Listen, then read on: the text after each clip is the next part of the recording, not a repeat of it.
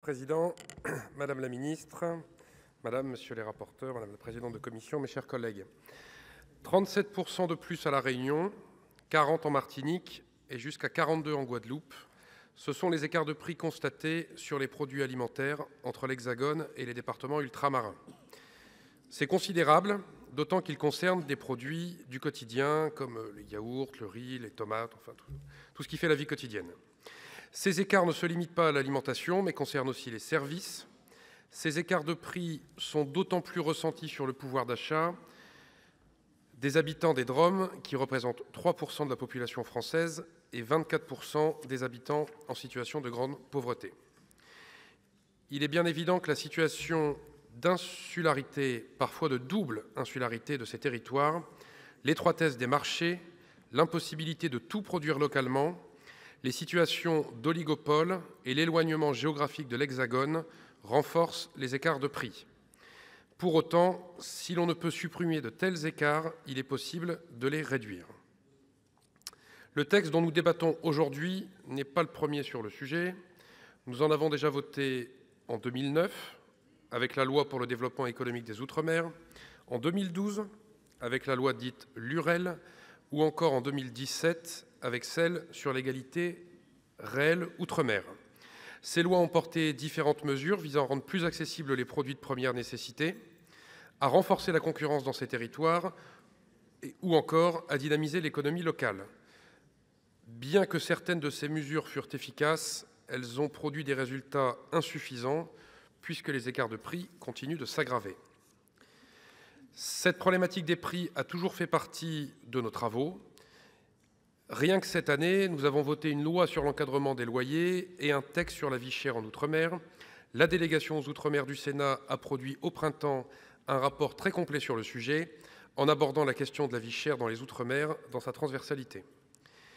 Comme le souligne ce rapport, s'il n'existe aucune solution miracle, un plan d'action global et structurel est possible et nécessaire. Le projet de loi qui nous est soumis cet après-midi n'est donc pas le premier, hélas, ne sera pas le dernier, et nous regrettons qu'il ne soit pas plus ambitieux. Sur un sujet comme celui-ci, il nous semble que la question de la promotion et de l'intégration commerciale de ces territoires dans leur environnement régional aurait dû être abordée, alors que 60% des biens de consommation proviennent encore de France hexagonale. Nous sommes également convaincus que le projet de loi aurait gagné à traiter de l'octroi de mer. Cette taxe incomprise, critiquée, pourrait être un levier pour développer la production locale. Enfin, comme nous avons souvent l'occasion de le dire, la mesure sociale la plus efficace, c'est le travailler. Aussi, la problématique de l'insertion professionnelle nous paraît centrale. Lutter contre le chômage systémique, c'est aussi lutter contre la vie chère. Nous regrettons que le texte ne prévoie rien à cet égard. Ce projet de loi propose néanmoins plusieurs mesures qui auront certainement, et nous l'espérons, des effets bénéfiques.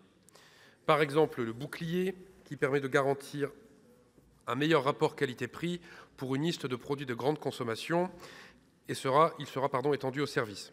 La possibilité pour les observatoires des prix, des marges et des revenus de saisir le préfet en cas de variation excessive, complétée en commission par la possibilité de saisir aussi la DGCCRF, apparaît comme un pouvoir supplémentaire indispensable pour mener à bien leur mission. Renforcer la transparence des prix dans le secteur de la grande distribution est essentiel, car il y a une vraie opacité sur les marges avant et arrière sur les produits, c'est pas vrai que dans les dom-toms. Les entreprises devront désormais transmettre des informations sur ces marges. Pour dynamiser la concurrence, le texte abaisse la proportion de parts de marché que peut détenir une entreprise sans entraîner de contrôle des commissions départementales d'aménagement commercial, les fameuses CDAC. Bien sûr, ce type de contrôle devra se faire avec bon sens. Dans certaines zones rurales, il est évident qu'une petite surface qui viendrait s'implanter là, où il n'y a aucun commerce, récupérerait immédiatement une part de marché importante. L'autorité de la concurrence sera élargie à 2 membres experts sur l'outre-mer. Si cela peut paraître anecdotique, c'est une mesure de bon sens qui pourrait produire ses effets. Enfin, pour soutenir le tissu économique ultramarin, le texte prévoit de permettre aux acheteurs publics de réserver jusqu'à 20% de leur marché à des micro-entreprises, PME, TPE ou artisans locaux. Si ce projet ne réglera pas tous les problèmes de la vie chère en Outre-mer, les mesures qu'il contient représentent néanmoins des avancées que nous soutiendrons. Je vous remercie.